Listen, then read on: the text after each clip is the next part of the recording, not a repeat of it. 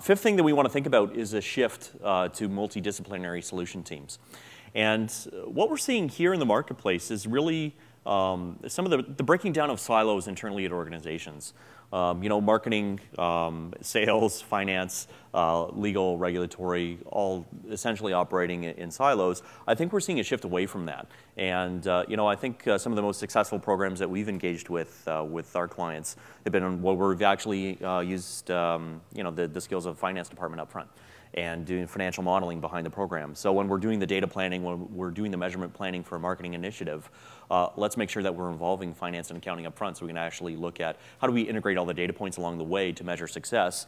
And it's not about post-reporting, it's about real-time reporting so we can actually make course corrections. Because that's really the power of data. It's not about how do we do, it's how are we doing, and then how do we change along the way? How do we make those course corrections? And that's where you're going to get the most bang for the buck. So here, what we would say is make an effort to reach out early. It's not let's do an introduction in a boardroom a week before something launches.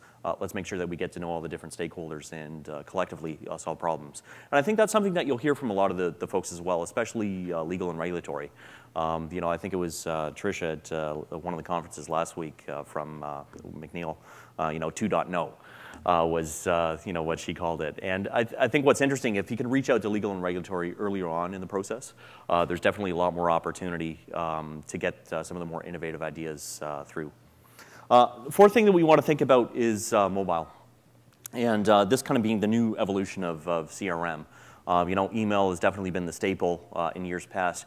I think what we're looking at, when you look at the penetration figures of handsets, whether it's smartphones or feature-rich phones, this is a device that everyone carries around with them. So what are the applications that we can use from a perspective? And I think the implication that we want to think about is thinking beyond the keyboard. Online marketing, e-communications, it's not about what's in front of this screen right here. It's really about what are those digital tactics or conduits that I can use to engage my stakeholders. So definitely, maybe not jump headfirst into the mobile space, but definitely you want to keep abreast of it and see how it can actually integrate into your programs. Third thing to think about is, from a rep perspective, is how do we squeeze more juice out of the reps, if you will. We know the staffing challenges that pretty much every single pharma faces in this space. So it's really how can we use technology to make them more powerful. We know the hard to see physicians. We know the length of the visit. It's extremely short. All that said, how can we make that conversation, that short dialogue, all the more meaningful?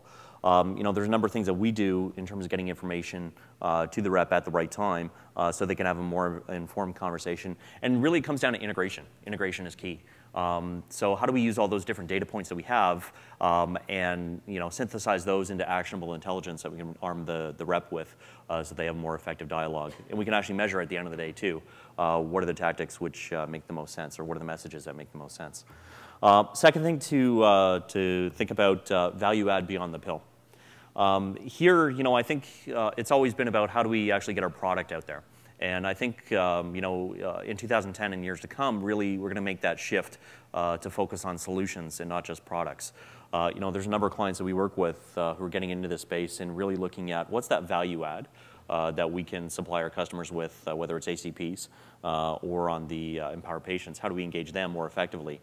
And it's looking at that complete package to drive healthier outcomes. So what are those kinds of things that we can do, whether it's support programs, whether it's facilitating that one-stop shopping for the physician, making their life more easier and the time that they have, understanding how valuable it is. And the number one thing to think about, fingers crossed, is regulatory bodies embracing the 21st century. Very positive developments. Thank you.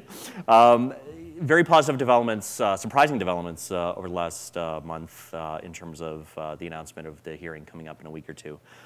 So we're hopeful, and I think we all are hopeful to get a lot more clarity, some removal of ambiguity around what we can and can't do in the online space.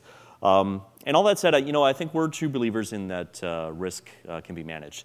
It's not the world of 2.0. It's understand what the spirit, the essence of the regulations are, and how can we effectively apply those to the channel. One shameless plug that I will have is our free guide. We've worked on this. Check us out at the booth. We've actually got a limited number of copies, but we've tried our best in terms of putting down our observations in terms of you know, a lot of the warning letters that have come out this year. What are the implications of that? And then across digital tactics, what are the kinds of things that you need to think about from a regulatory standpoint? So if we do run out at the booth, feel free to contact one of us. We'll follow up with you. But we do have a limited number of copies, so feel free to check us out at the booth and grab our guide. Again, more information about us, you can check us out at Klick Pharma. So thank you. And we're now into our first speaker of the day. Great. So.